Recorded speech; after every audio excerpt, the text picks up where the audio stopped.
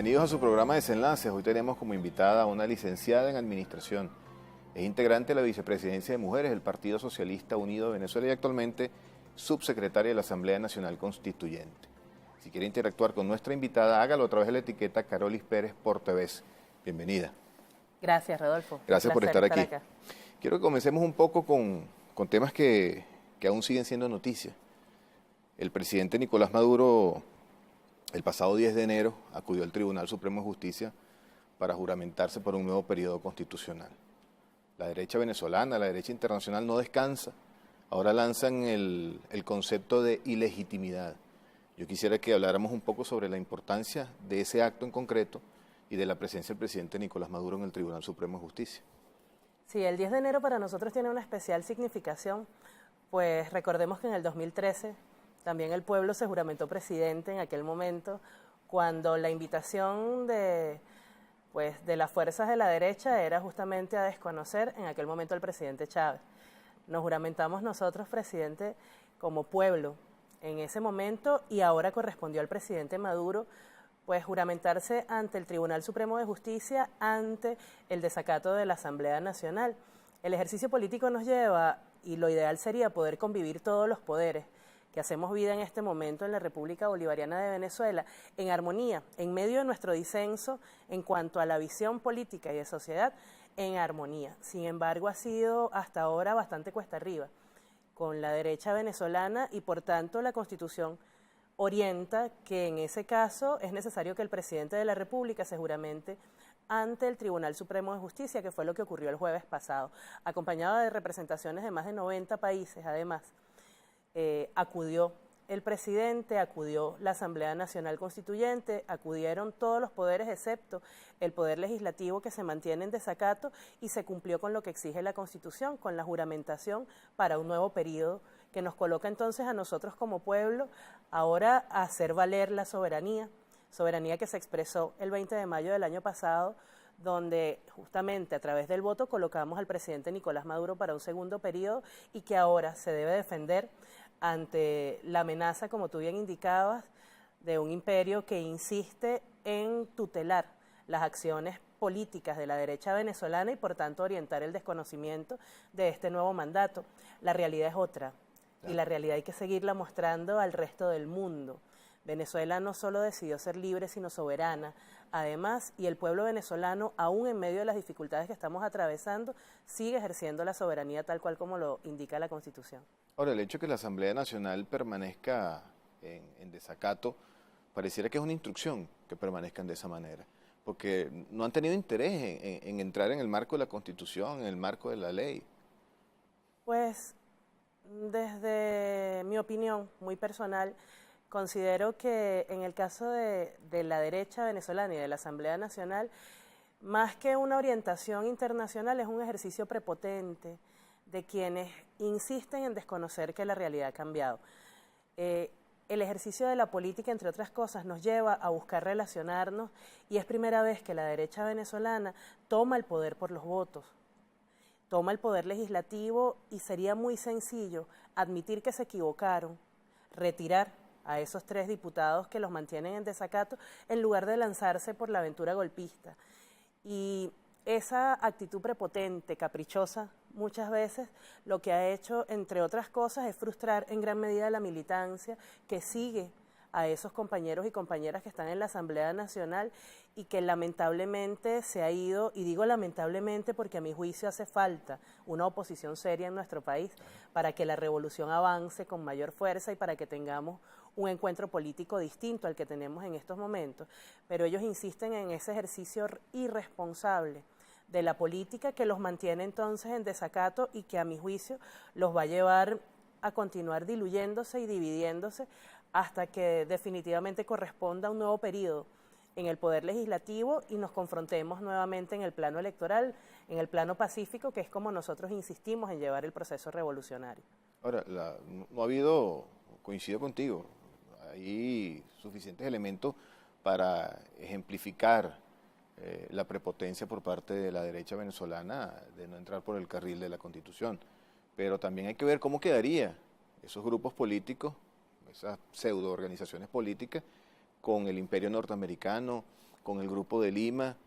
¿Cómo quedarían si deciden enmarcarse en la Constitución, si deciden reconocer al presidente? Que en última instancia yo quisiera que habláramos de eso. ¿Hace falta un reconocimiento por parte de algunas organizaciones políticas del presidente Nicolás Maduro? ¿Dónde está el reconocimiento realmente? El reconocimiento está justamente en el apoyo popular, en la expresión en más del 67% de los votos y de la población electoral venezolana en justamente mantener al presidente Maduro allí. A nosotros, realmente lo que nos hace falta, y cuando hablo de nosotros es porque nosotros hablamos como equipo, a nosotros lo que nos hace falta es el reconocimiento del pueblo. Reconocimiento además que no se traduce en un apoyo incondicional, sino justamente en la exigencia permanente de mejora.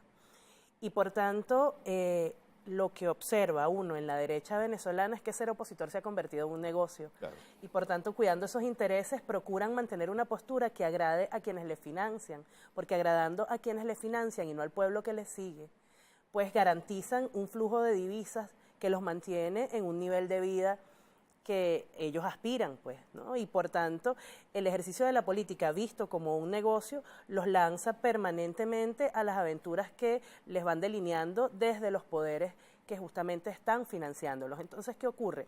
A nosotros no nos hace falta que nos reconozca el gobierno norteamericano, quienes lo dirigen, o que nos reconozcan algunos líderes de Latinoamérica que, si bien están al frente del gobierno de esos países, se han de alguna manera autonombrado gendarmes de la democracia en toda la región. No. A nosotros nos hace falta que nos reconozca el pueblo y que nos apoye en la búsqueda de soluciones a esta guerra que nosotros estamos viviendo. A nosotros nos hace falta que esos presidentes se dediquen y se aboquen al bienestar de los pueblos por los cuales ellos están mandando, porque cuando tú metes la lupa en cada uno de esos países que conforman, por ejemplo, el Grupo de Lima, que fue el que tú mencionaste en este momento, te das cuenta que tienen situaciones a lo interno que atender en el corto plazo y de manera inmediata. Cuando tú metes la lupa en el propio pueblo norteamericano, te das cuenta además de la grave crisis gubernamental que se ha generado desde el momento en que ascendió al poder el primer mandatario de allá, que es el presidente Trump. Entonces, ocuparse de Venezuela es tan caprichoso en la derecha internacional como la postura que mantienen quienes en estos momentos son diputados y diputadas a la Asamblea Nacional. Hubo el pasado 10 también un acto de una importancia enorme, como fue el acto de reconocimiento por parte de la Fuerza Armada Nacional Bolivariana al presidente Nicolás Maduro como comandante en jefe, como debe ser, como lo dicta la Constitución. Porque también se había intentado sembrar, pero ya el pueblo cada día con altísimos niveles de conciencia se da cuenta de esos montajes malos de la derecha venezolana que la Fuerza Armada no reconocía al presidente Nicolás Maduro. Y ha habido un llamado constante, permanente, de dirigentes de la derecha hacia voceros, hacia generales, hacia el ministro del Poder Popular para la Defensa, el general en jefe Padrino López, de desconocer al presidente Nicolás Maduro, desconocer al gobierno. Sin embargo, ese acto fue a la par de hermoso, gratificante, por lo que allí se dijo. Podríamos rescatar las palabras del general en jefe Padrino López cuando dijo: leales siempre, traidores nunca. ¿Qué opinión te merece eso? Yo tuve la hermosa oportunidad de estar en ese acto.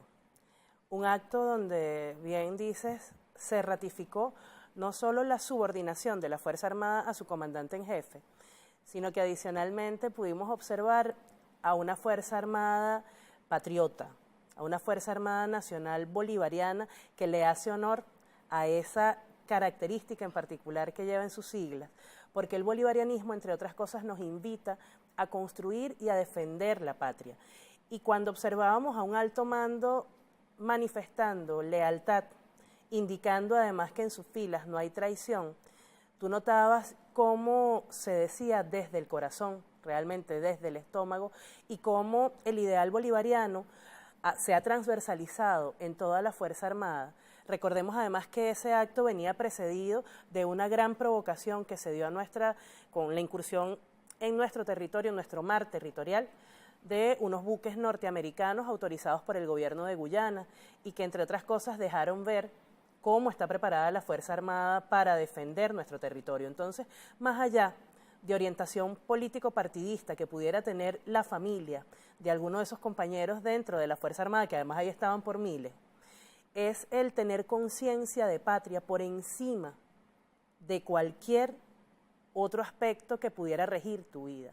Es el entender que si tú naciste en Venezuela, tú debes defender, si además te alistaste dentro de la Fuerza Armada Nacional Bolivariana de manera voluntaria, como están allí todos esos compañeros y compañeras, tú tienes el deber, por encima de todo, de defender la patria y además de enaltecer, como también ocurrió, el papel que Bolívar jugó en la independencia de toda Latinoamérica. Entonces, ese acto que venía precedido por dos provocaciones, la incursión de esos dos buques en nuestro mar territorial y la opinión del presidente de Colombia, Iván Duque, de indicar que fue la presencia norteamericana la que realmente ayudó a liberar a todos estos países del yugo imperial español en aquel entonces, pues cobra un doble sentido, un doble valor el hecho de que se manifestara la Fuerza Armada como leal, siempre y nunca como traidores, porque ese es el mismo sentir del pueblo venezolano y eso es lo que hace que nosotros y nosotras nos unifiquemos. Entonces, para nosotros ese acto tuvo en particular el alto valor y el alto sentido del patriotismo, pero asimismo del bolivarianismo, y si observamos a esa Fuerza Armada nos damos cuenta que son los mismos que han insistido décadas atrás en liberarnos a nosotros del yugo, de la opresión de los gobiernos que se expresan en la Asamblea Nacional, que eran contrarios a los intereses del pueblo. Por eso es que esa Fuerza Armada está como está. Está unida y está además en defensa de nuestra soberanía. Así es, Carol, dijiste algo que me llamó poderosamente la atención, que es el tema del no reconocimiento que le hacen algunos gobiernos, y así lo mencionaste, y creo que es importante destacar eso, porque mucho se ha querido hacer ver como que hay estados que no reconocen a nuestro gobierno, a la decisión mayoritaria del pueblo venezolano de tener como presidente a Nicolás Maduro. Y es incorrecto decirlo. Lo correcto es como tú lo señalaste. Son algunos gobiernos de otros estados que no les da la gana reconocer a Nicolás Maduro. Yo quisiera que nos hicieras una precisión en ese sentido para irnos al corte. Pues ese comunicado del Grupo de Lima dejó ver, en primer lugar, que entre ellos también aplican aquella soberbia de firmar en nombre de otros. Inmediatamente se retractaron dos. Y posteriormente, cuando nosotros justamente en ese ejercicio de diplomacia de paz les dimos 48 horas para retractarse, porque además se evidenció el error en el que estaban incurriendo, de esos 13 países ya hay 10 que inmediatamente enviaron una comunicación ¿a quién además? Al gobierno del presidente Nicolás Maduro, retractándose. Que dicen no reconocer. El que decían no reconocer, retractándose de lo expresado en el punto 9 de esa comunicación. Entre otras cosas, nosotros nuevamente le damos una lección al mundo y a la región de que hablando se entiende la gente, de que podemos reconocernos, y eso no implica que estemos de acuerdo con todas nuestras opiniones, sino que podemos convivir en paz. Entonces, ese pequeño sector que no ha reconocido al gobierno de Nicolás Maduro en altavoz, pero que luego, con una comunicación un poco más ligera, sí lo reconoce, es la minoría frente a un mundo que ha dicho que mantiene relaciones con el gobierno del presidente Nicolás Maduro y que, entre otras cosas, lo expresó a través de la declaración de la directiva que hay acá de la ONU y del propio secretario general de la ONU, cuando dijo que no solo reconocía, sino que está dispuesto a trabajar Correcto. con el gobierno del presidente Nicolás Maduro. Entonces, ese ejercicio, insisto, prepotente de la política desde la derecha es respondido con más revolución y con una diplomacia de paz que nos lleva a entendernos e inclusive a liderizar las posturas de toda la región latinoamericana, porque se les lleva poco a poco a estos gobiernos a reconocer su error y además a enmendarlo y a decirle que podemos convivir sin necesidad de agredirnos, ni como pueblos porque estamos enlazados, ni como gobiernos porque nos corresponde trabajar juntos. Rolly, yo te propongo algo. Vamos a un corte y al regreso quiero que hablemos de algo que también ha tenido una importancia enorme en estos días, que es la presencia del presidente Nicolás Maduro el pasado lunes en la Asamblea Nacional Constituyente. Tú que estuviste allí, que viviste ese momento de historia política venezolana, quisiera que nos hicieras algunas precisiones al regreso del corte. Si quiere interactuar con nuestra invitada, hágalo a través de la etiqueta Carolis Pérez por TV. No se aparten que ya venimos.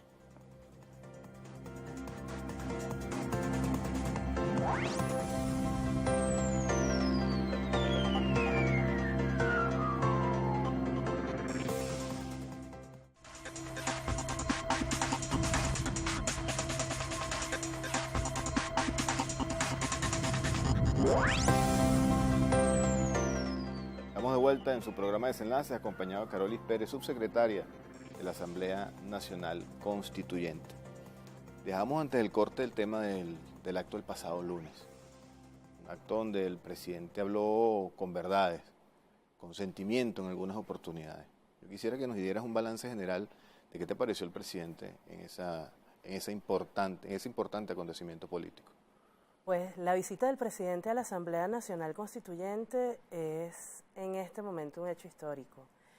Es un acto que hizo hito en este año 2019 y en lo que ha sido el cierre de un ciclo marcado por la violencia, que no siempre se manifiesta con balas o con agresiones como en los tiempos de la guarimba, sino una violencia que se tradujo en el año 2018 en una agresión permanente a la economía del hogar, a la economía de la nación, y por tanto el poder hacer el balance ya es un ejercicio de crítica, de autocrítica y hasta de valentía que caracteriza al pueblo revolucionario y a un militante revolucionario, como es el caso del presidente Nicolás Maduro. El año 2018, porque ese mensaje de ayer, del lunes pasado, estuvo justamente marcado en 3 segmentos. El primer momento fue un balance del año 2018, el segundo momento la presentación de la propuesta del Plan de la Patria 2019-2025 y un tercer momento con anuncios a la nación, fundamentalmente en la materia económica. Entonces, ese primer momento de balance, pues nos dejó ver, entre otras cosas, los errores y los aciertos que hemos cometido nosotros y nosotras como vanguardia de la revolución, y asimismo el efecto que ha tenido la agresión permanente del año 2018 en manos del imperio y de otros factores que se han venido orquestando para quebrar la economía venezolana. El año 2018 ha sido uno de los más complejos para el pueblo venezolano, que somos todos y todas, además, que no distingue carnet político ni partidista, sino para todos y para todas. Ha sido uno de los años más complejos, puesto que se evidenció de manera desgarradora cómo puede incidir una política de agresión económica en la cotidianidad. Hay que admitir los errores que nosotros cometimos también y por tanto avanzar y rectificar, pero reconocer, diría yo, la fortuna que tenemos de contar con una vanguardia que coloca en primer lugar el bienestar del pueblo y por tanto que procuró proteger como hasta donde aguanta la cobija, pues arroparnos hasta donde alcanza la cobija a través de un sistema de protección social que, si bien no te puede garantizar el 100% de tus necesidades, porque cada familia y cada persona es un mundo, sí te dice: acá está el Estado, acá está la revolución pendiente de ti. Acá está, y se traduce ese acá está en llamarte a organizarte para poder garantizar que se consolide un sistema de distribución que te garantice, entre otras cosas, que te llegue una bolsa de comida. Con frecuencias distintas dependiendo de las comunidades, porque a su vez somos corresponsables de ese ejercicio, y donde están más organizados tanto el pueblo como el ejecutivo municipal y el ejecutivo regional, te puede llegar con una frecuencia distinta donde está menos organizado. Llevarlo además en medio de grandes dificultades logísticas, como por ejemplo, no debe ser lo mismo estar acá en Caracas que estar en Amazonas. Claro. No debe ser lo mismo estar en una zona intrincada que estar en el pueblo llano, pero que le pudiera llegar a la persona de clase media, a la persona de la clase más desfavorecida. Es un ejercicio que realmente debe ser valorado por todas y por todos. Yo quisiera invitar a quienes nos escuchan, a quienes nos ven, a colocarse en los zapatos de quienes dirigen en este momento el país. ¿Cómo sentir en tu corazón que hay un niño que no asiste a la escuela porque tiene alguna necesidad material? Y por tanto entonces surge ese plan de dotar de útiles, de dotar de uniforme para garantizar que esa generación pueda asistir a la escuela y pueda entonces recibir educación y construirse además como ser humano. ¿Cómo se puede sentir un hombre o una mujer que toma decisiones en el país cuando ve a una persona hurgando en la basura? De la misma manera, ¿cómo se puede sentir quien impulsa entonces una agresión aún mayor sin que le duela el pueblo? Porque no la vive, porque además en la mayoría de los casos ya viven fuera del país Sí, y han ni siquiera trasladado a están sus aquí. familias hasta allá. Entonces el balance del año 2018 pasa por vernos en lo que somos, pasa por vernos en lo que hemos hecho y pasa por vernos como el gran pueblo que ha resistido, aún frente a las mayores dificultades, con el apoyo y el acompañamiento de un ejecutivo que sabe lo que vives, de un Estado que sabe lo que vives y de un poder además que insiste en garantizar la paz, porque ya vivimos también en años anteriores, en el 2017, lo que significa el ejercicio del fascismo en la cotidianidad nuestra, el temor de salir como soy yo, por ejemplo, en cualquier región de Caracas y que tú pudieras decir que podía ser agredido solo por nuestro color de piel. Correcto. ¿Qué significa entonces el tener esa paz cotidiana? Ya es un valor que nosotros hemos podido palpar directamente. El año 2018 pues marcó también la posibilidad de entender que debemos construir algunas soluciones con nuestras propias manos, que no solo depende de la política que definan en materia económica los grandes decisores, sino que hay posibilidad de construir nuevos esquemas de consumo, que hay posibilidad de construir nuevos modelos de producción y que hay posibilidad entonces de resolver cosas con nuestras propias manos y con lo que tenemos a nuestro alrededor. Fue un año de valorar, además, el derecho a la educación, fue un año de valorar el ejercicio que hay permanente de reflexión y de análisis en torno a lo que ocurre en el resto del mundo, fue un año de entender que el principal retroceso no es económico, sino ético. Y allí yo me quiero detener un momento para invitar a la población venezolana a reflexionar en torno a esa lucha contra la corrupción de la que se ha hablado. Hay corrupción que es nuestra también. En el momento en que tú decides sacar de esos elementos del CLAP algún producto para revenderlo, tú estás también incurriendo en hechos de corrupción, porque se nos ha invitado a ver la corrupción siempre atada al ejercicio del servicio público, y no es así. Cuando tú decides bachaquear medicamentos, tomar lo que no es tuyo, para hacerte de un recurso inmediato, para poder comprar alguna cosa que necesitas o no necesitas, pues también estás incurriendo en un hecho de corrupción. Uno de los aspectos en los cuales yo siento que debemos reflexionar con más fuerza es justamente en evitar un salto hacia atrás en la construcción del nuevo ser humano y de la ética que se ha logrado a lo largo de estos 20 años que estamos próximos a cumplir en Revolución Bolivariana. Que el ser humano pueda entender que el ejercicio pleno del derecho a la educación te cambia la vida es justamente uno de nuestros grandes logros, y observar que el ejercicio pleno de ese derecho se da de manera gratuita en nuestro sistema, cuando lo comparas con otros países, te das cuenta que a veces también eres rico y no lo sabes, y alguien me puede decir, con eso no voy al mercado, y es cierto, con eso puede que tú en lo inmediato no vayas al mercado, pero eso sí te hace comprender el por qué a veces no puedes adquirir un producto. Claro. Porque ninguno de los aspectos que está rigiendo en este momento esa guerra económica obedece a principios económicos. Como tú decías fuera del aire, hoy día todo el mundo es economista, hoy día todo el mundo analiza las variables con una fluidez que a veces hasta asombra. Pero si justamente nos dedicamos a estudiar un poquito más, te das cuenta que lo que rige el esquema de precios actualmente no es ninguna regla económica, son decisiones políticas de quienes nos adversan. Y justamente teniendo el poder económico buscan quebrar un sistema político. Por tanto, la resistencia ejercida por el pueblo durante el 2018 es el aspecto más positivo de nuestro balance. Excelente reflexión, Caroli. Pero el presidente Maduro ayer señalaba, el pasado lunes, cuando él decía números, daba números. Sí. Y yo creo que es inevitable recurrir en cierta medida a los números como indicador.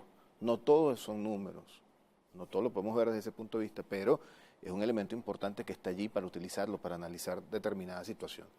Y hoy en día, con esos números que daba el presidente el pasado lunes, nosotros veíamos el mensaje, y es muy difícil sostener que haya alguna familia en este país, en este momento, en esta coyuntura, que no haya sido tocada por la revolución en algún aspecto, con una telefonía celular, con el internet, con el CLAP, 2,5 millones con un CDI, de vivienda, con una vivienda.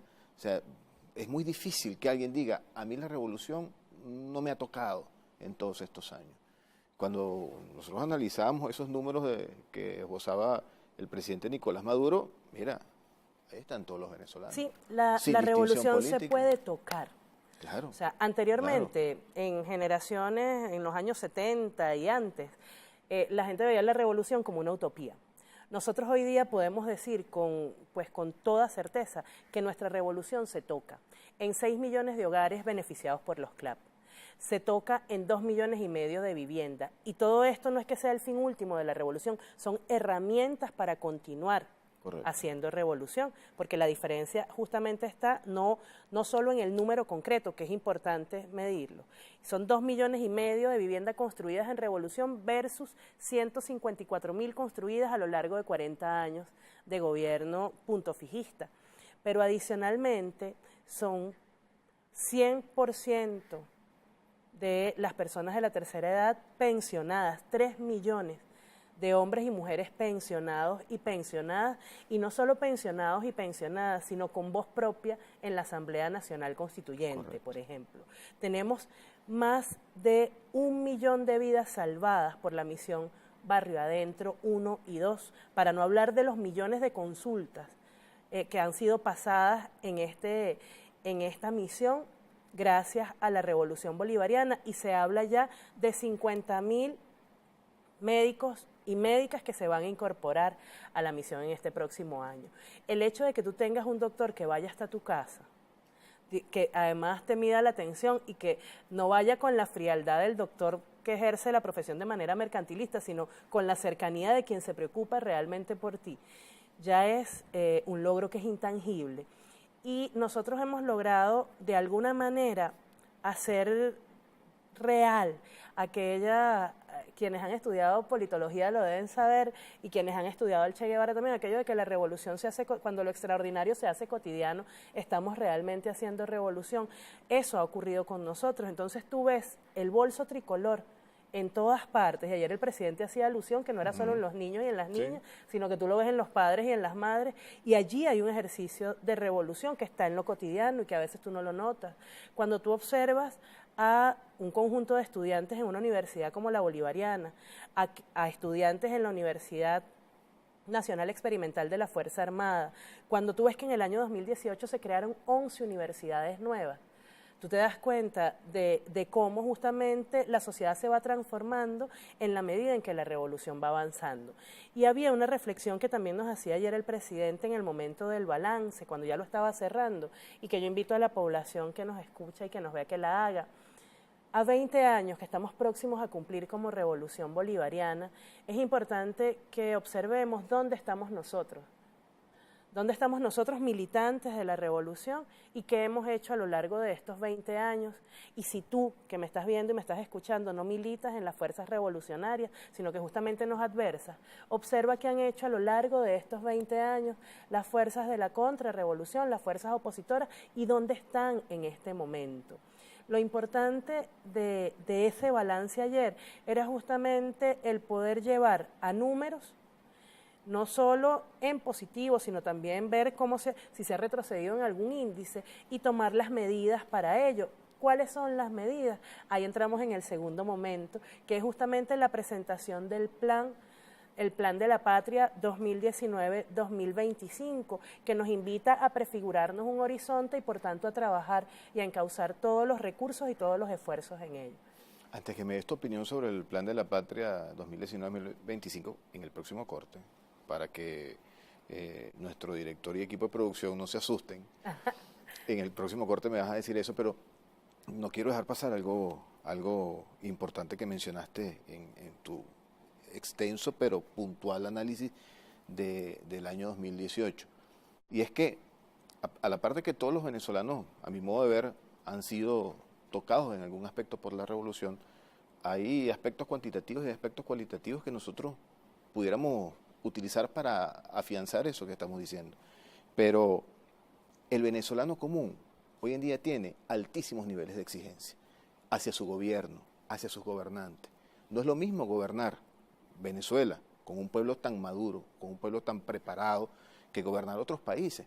Aquí el venezolano le exige al gobierno educación gratuita. En otros países el pueblo ni pensar en educación gratuita. Aquí le exigen salud gratuita, aquí te exigen que les des el uniforme a los niños para su colegio, que les des los útiles, que les des su morral, que todos los viejitos y viejitas tengan su pensión. Eso es impensable en otros estados, en otros países. Pero Venezuela sí. Entonces no es lo mismo gobernar un pueblo como el venezolano, que está además acostumbrado a esas cuestiones que para otros son extraordinarias, ya para nosotros son cotidianas. Claro. Parafraseando al Che, ya nosotros nos acostumbramos a esos hitos. 2,5 millones de viviendas. Y estamos ya pensando en las 3 millones. El presidente lo dijo el pasado lunes. Ahora, por eso te reitero, lo difícil que es gobernar en Venezuela, estar preparado para eso, y vaya, un aplauso para el presidente Nicolás Maduro, nuestro reconocimiento, porque en otros estados el pueblo no tiene esos niveles de exigencias a sus gobernantes.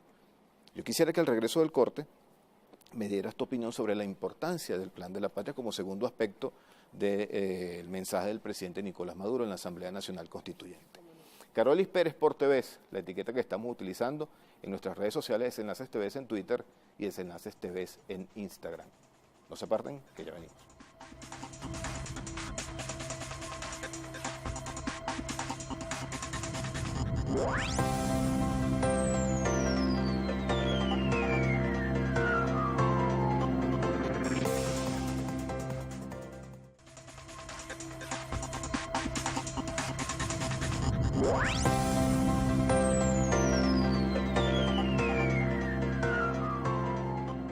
Seguimos con más de su programa Desenlaces, acompañado de Carolis Pérez, subsecretaria de la Asamblea Nacional Constituyente. Habíamos dejado un tema en el aire, que es la importancia del Plan de la Patria.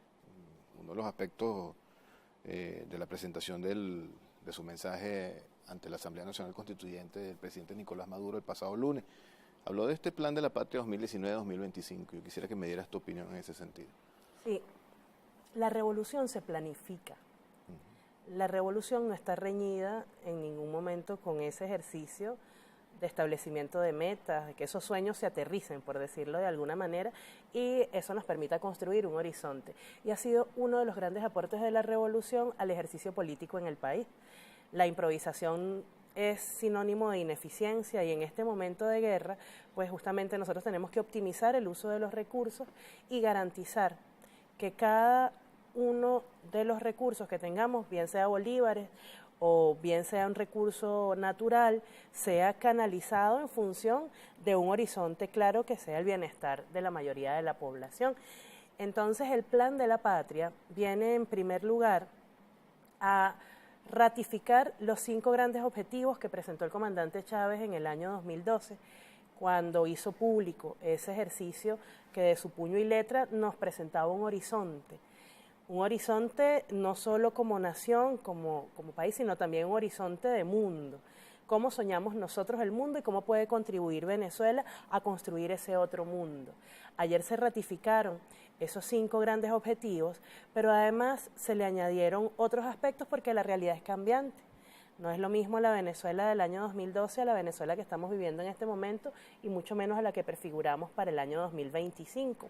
Entonces, nuestro Plan de la Patria viene, entre otras cosas, atado a la agenda de la ONU, a esos grandes objetivos, a la agenda que justamente discutió el presidente con esa representación de la ONU en días pasados, si mal no recuerdo, el sábado, cuando se reunió con esta delegación de la ONU, y que recordemos que además la ONU, entre otras cosas, en momentos anteriores también ha reconocido el esfuerzo de Venezuela por erradicar la pobreza, por erradicar el hambre, por garantizar la educación a la mayoría de la población. Entonces nosotros nos hemos trazado la meta de cumplir con gran parte de esos objetivos de aquí al 2025. Y eso nos coloca en ventaja con respecto a la Agenda 2030, que es la de la ONU. Esos grandes objetivos y ese Plan de la Patria, además queremos garantizar que no sea visto únicamente como una agenda de trabajo para un sector de la población. Lo queremos convertir en ley constitucional para que, indistintamente de tu orientación política, yo insisto en esto porque el presidente ayer también lo dijo, y lo ha repetido en varias ocasiones, él es el presidente de todos los venezolanos y de todas las venezolanas. justamente este Plan de la Patria es la línea de trabajo, la hoja de ruta del país que nosotros podemos soñar y que podemos construir. El Plan de la Patria como ley constitucional nos va a garantizar además que por caprichos no se pueda modificar un derecho que ya tú has adquirido y del cual puedes además no solo ejercerlo, sino que tienes la nación el deber de garantizarte las condiciones para que lo ejerzas. El Plan de la Patria, para convertirse en ley constitucional, entonces va a pasar por todo un proceso de consulta, de conversa, impulsado por las constituyentes y los constituyentes, que amerita, entre otras cosas, mucha entrega y una gran exigencia, no solo de tiempo, sino de paciencia. ¿Por qué? Porque debemos ir a la mayor cantidad de la población, garantizar que se lean la propuesta de Plan de la Patria y además construir una propuesta que sea la ley, pero que además responda a los intereses de todas y de todos. Ese es otro aspecto que también yo quiero resaltar del ejercicio de la política que hemos ejercido en estos últimos 20 años. Antes era ordena y mando, pues, ¿no? El poder gerenciar, y esto es un proceso de gerencia pública, escuchando las voces de muchas personas, amerita no solo un ejercicio de paciencia, sino de atención que muchas veces no tenemos. A veces quien se cree jefe o jefa dice, mi palabra es sagrada. Y cuando tú consultas a otras personas, más allá de su formación académica, profesional, inclusive religiosa, te das cuenta que se enriquecen las instrucciones, las herramientas, y eso es lo que queremos hacer con el Plan de la Patria.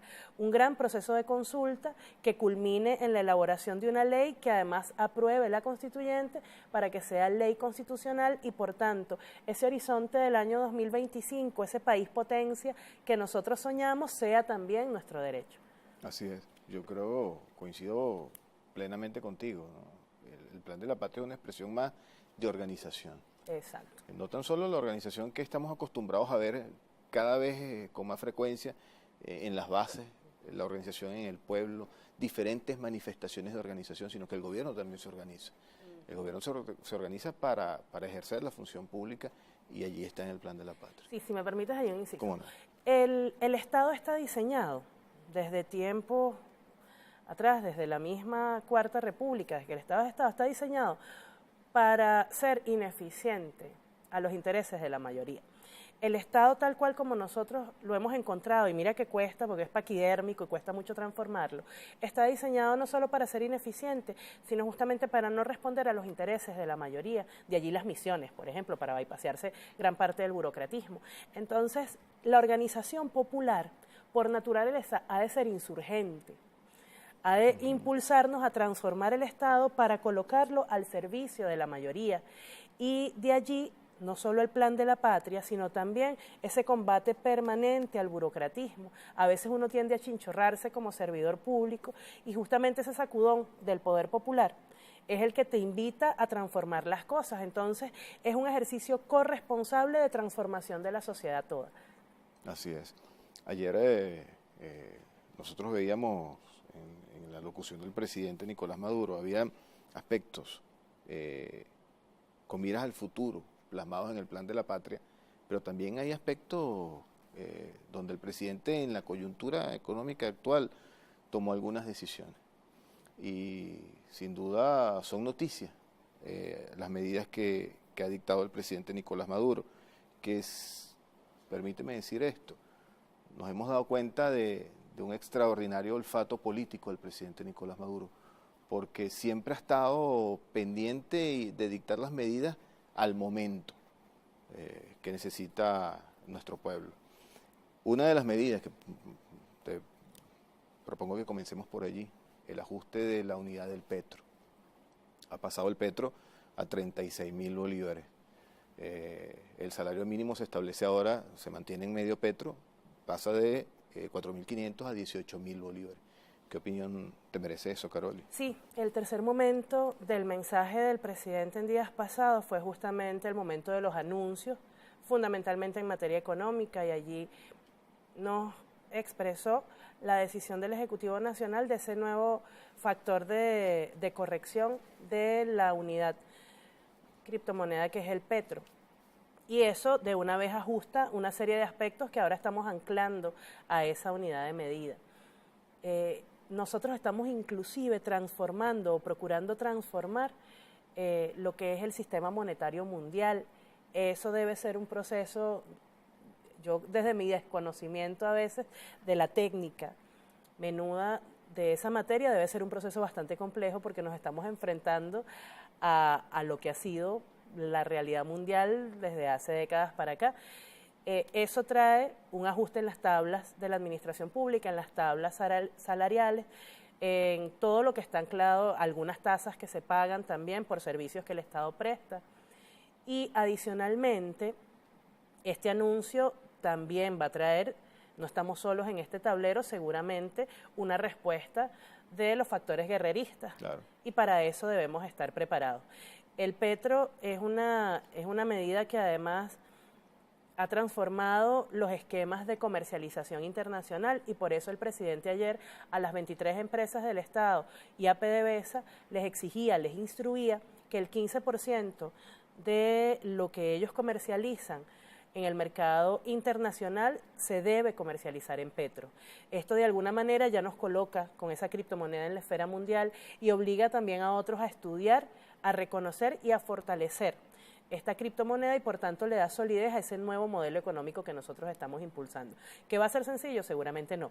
Yo estoy segura que el balance del 2019 va a ser totalmente distinto y va a ser positivo, o va a ser bastante mejor que el que nosotros presentamos del año 2018, pero amerita un nuevo esfuerzo. Este primer trimestre, pues hemos visto cómo la derecha castiga al pueblo venezolano por ejercer su soberanía con el incremento del dólar criminal a unos niveles que nosotros ni soñábamos. Y por tanto, todo el mundo comienza a ajustar precios en función de esa economía guerrerista.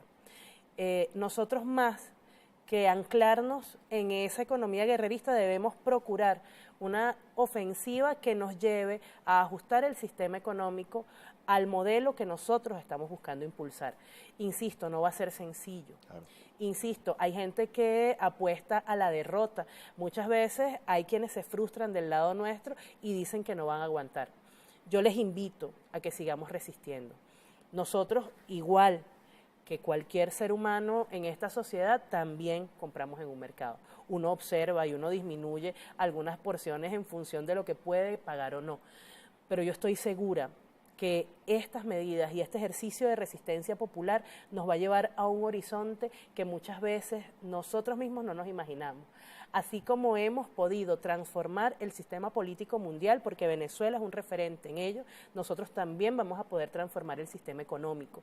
Y para ello los anuncios del presidente el día de ayer, que como tú bien dices tiene un extraordinario olfato político, nos llevan entonces a prefigurar un escenario de batalla en todos estos meses, fundamentalmente en el plano económico. Nosotros, por no dejarnos derrotar, por no dejar que se quiebre la esperanza de todo un pueblo y además por no dejar de proteger a la mayoría de la población, y un factor de la derecha insistiendo entonces en quebrarnos las rodillas, en llevarnos a nosotros a través de la guerra económica a decir que no es posible transformar la sociedad. A nosotros con el Plan de la Patria se nos invita a soñar y se nos invita a aterrizar ese sueño en metas. Es importante que cada uno de nosotros y de nosotras observe cómo puede contribuir a hacer cumplir ese plan. Todas y todos, el compañero de la Cámara, los compañeros que están trabajando acá, quien está en el aula de clases y nosotros mismos, bien sea con el programa, bien sea con nuestro ejercicio dentro de la Constituyente, podemos contribuir a hacer cumplir ese Plan de la Patria. Lo importante es que rememos todos en un mismo sentido. Mira, Rodolfo, qué difícil debe ser tratar de pintar este espacio y que venga alguien del mismo equipo y te lo raye otra vez, ¿no? Y mañana tú vienes y viene otro y lo vuelve a pintar y pasado viene el otro con un ayudante y te lo rayan el triple. Eso mismo ocurre con nuestra economía. Se toman medidas permanentemente para buscar estabilizar el sistema económico y aparece un saboteador o una saboteadora con muchísimo poder y te da el traste. Y hablo de saboteador y saboteadora que puede aparecer desde la propia casa, claro, ejerciendo de manera corrupta su responsabilidad, como puede ser un factor externo, no sé, aparezca un loco, una loca y entre de golpe en la casa y te tumbe todos los muebles. Eso es lo que nos está ocurriendo en este momento con la economía. Y nosotros somos, pues, justamente esa estructura del núcleo familiar que busca otra vez levantar los muebles, pintar la casa e insistir hasta que logres convencer al otro. Es una carrera de largo aliento, por colocarlo en términos sencillos, que con los anuncios de ayer lo que nos permite ver es que de nuestro lado vamos a procurar no solo que ese factor de rectificación del Petro, sino también la organización popular, porque otro de los anuncios fue como meta 6.000 comunas en este nuevo periodo, pues venga acompañado de mayor organización popular. ¿Qué otra cosa se anunció el día de ayer? Justamente el anclaje a la banca en un 60%, y con esto, ¿qué se está procurando? Quizás algún economista lo pueda explicar mejor que yo, que ese dólar criminal y esa fuga de divisas no atente nuevamente contra la economía venezolana. Así es. Caroli, yo quiero que al regreso del corte hablemos un poco sobre un balance que pudiéramos hacer de la Asamblea Nacional Constituyente. Yo creo que me adelanto a ver qué opinas tú, pero yo creo que en este momento la Asamblea Nacional Constituyente debe ser una de las instancias mejor valoradas por la opinión pública, mejor valorada por el pueblo de a pie. No por estas mediciones que suelen hacer algunos, que quién sabe Dios dónde las hacen, sino de verdad, la que se palpa en la calle, la que se palpa en una esquina, la fe ciega que le tiene el pueblo a la Asamblea Nacional Constituyente. Quisiéramos un balance de eso al regreso del corte. Carolis Pérez por TV, la etiqueta que estamos utilizando en nuestras redes sociales, Desenlaces TV en Twitter, Desenlaces TV en Instagram. No se parte, que ya venimos en minutos.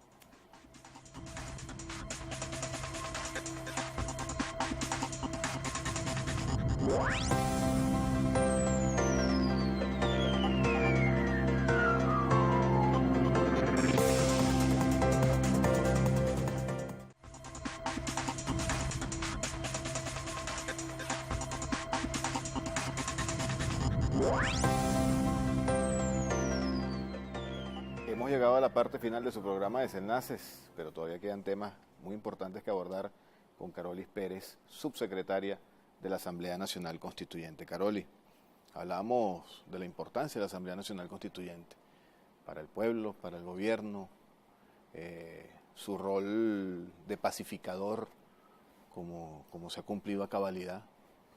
Venezuela es otra. Parece que el presidente Maduro, cuando nos llamó aquel 1 de mayo a ir al proceso constituyente, bueno, por decreto firmó la paz en el país. Sobre todo en esa coyuntura social que lo hablábamos en el corte, que estaba para el 1 de mayo del año 2016. Ahora, 2017. Ahora, Caroli, ¿tú te imaginas en este momento, en esta coyuntura difícil, económica, política, un gobierno sin el apoyo, sin ese bastón político que es la Asamblea Nacional Constituyente? No me lo imagino. Justamente en el momento en que surge la opción de la Asamblea Nacional Constituyente, recordemos que la derecha acaba de ascender al Poder Legislativo por los votos el 6 de diciembre y desconoció, una de sus primeras decisiones fue desconocer al Poder Ejecutivo. Luego el Poder Judicial indica que la Asamblea Nacional está en desacato. El poder moral se fractura con la postura de la fiscal en ese momento y el Poder Legislativo desconoce también al Poder Electoral. Entonces había un conflicto en principio de poderes que luego se agudiza con el llamado a la calle por este grupo fascista que nos sumerge en ese capítulo nefasto que tuvimos que vivir en el año 2017, y cuando surge la Asamblea Nacional Constituyente como una opción, justamente surge llamando a la paz. Se expresa en la Asamblea Nacional Constituyente la totalidad de la población venezolana. Allí, y es importante tener esto como un dato, ahí hay compañeros y compañeras que por primera vez estaban pisando Caracas. Y parece mentira, es muy bonito ver ese ejercicio de debate entre hombres y mujeres que provienen de distintos sectores de la población, de distintas regiones, pero que además todos con un mismo objetivo y con un accionar que ha sido no solo complejo construir, porque recordemos, 545 hombres y mujeres, sino que ha sido hermoso construir una metodología de trabajo que garantizó la paz. Ese fue el primer objetivo de la Asamblea Nacional Constituyente y por tanto fue la primera tarea que se nos encomendó y hoy estamos en paz. Cuando hablo de paz, hablo de esa paz social, de la que Correcto. nosotros hablábamos, política, que nos trajo nuevamente al cauce pacífico del ejercicio de la política. Luego, hemos insistido en contribuir a la paz económica, garantizando entonces el flujo de decisiones que por el desacato del Poder Legislativo no se han podido dar, y este ejercicio nos ha llevado a construir un presupuesto, nos ha llevado a invitar ministros para conocer cuál es la política que se está siguiendo en sectores que son de gran sensibilidad para la economía venezolana, nos ha llevado a constituir comisiones de trabajo, entre esas la Comisión de Economía, que el mismo presidente en días pasados ya le dio unas tareas con respecto a unas leyes que están referidas fundamentalmente a la materia impositiva, pero además acercó a la mayoría de la población al ejercicio de construcción legislativa. Y por eso es que también se ha visto como una amenaza en el escenario político nacional y se busca permanentemente ridiculizarla, deslegitimarla, cuando hoy día no nos imaginamos un escenario político nacional sin el papel de la Asamblea Nacional Constituyente. El balance de 2018 es positivo porque se garantiza aún la paz, se garantizó además cumplir, honrar la palabra de quienes acudiendo a una mesa de diálogo se comprometieron a un proceso de elecciones que de alguna manera garantizara la expresión de todos los sectores, y por eso en un año tuvimos 5 procesos electorales, donde en algunos momentos triunfó, en algunas regiones la oposición, en otros momentos triunfaron las fuerzas de la revolución. Eso es importante también destacarlo. Se llevó inclusive un proceso de elección presidencial adelantado a petición de las fuerzas opositoras, que trajo entonces al presidente Maduro nuevamente a un segundo mandato. ¿Qué ocurre con la Asamblea Nacional Constituyente? El gran desafío de este año es generar condiciones para el avance en la materia económica y para dar al traste definitivamente con la guerra. Por eso, también en materia internacional, la Asamblea Nacional Constituyente se ha desplegado desde distintos frentes para el reconocimiento como suprapoder en esferas políticas internacionales, donde también se tiene incidencia con respecto a la toma de decisiones en materia económica fundamentalmente, y al reconocimiento de la soberanía y de la autodeterminación de nosotros como pueblo. Es allí donde la Asamblea Nacional Constituyente está abocada, y además garantizando que somos un solo bloque, somos un solo equipo. No es que todo el mundo piense igual, sino que entendemos que el avanzar en equipo y unidos, unidas, nos va a permitir entonces avanzar más rápido en la construcción de ese sueño y de esa Venezuela que nosotros esperamos que se consolide en este nuevo periodo y que se pueda expresar en una constitución que es letra viva. Exactamente. Y que por tanto debe ser también ajustada a la realidad que nosotros estamos viviendo, y se debe alimentar ya no solo con la visión de quienes la construyeron en el año 99, sino de esas nuevas generaciones que se han levantado en nuestro país.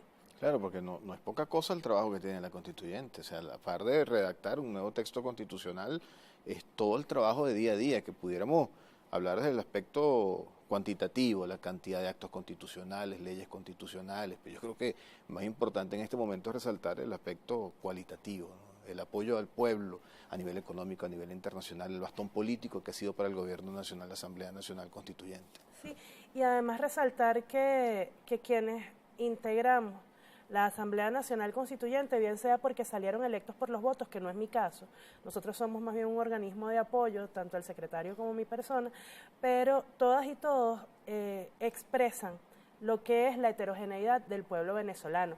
Allí hay empresarios, hay empresarias, hay compañeros pensionados y pensionadas, hay campesinos, hay estudiantes, y por tanto hay garantía de que un instrumento se puede ver desde distintos ángulos y por tanto se puede alimentar con la riqueza individual de cada sector, si lo viéramos como sector, o la riqueza también de quien se expresa desde un territorio, por ejemplo, cuando estamos discutiendo materias complejas como los precios.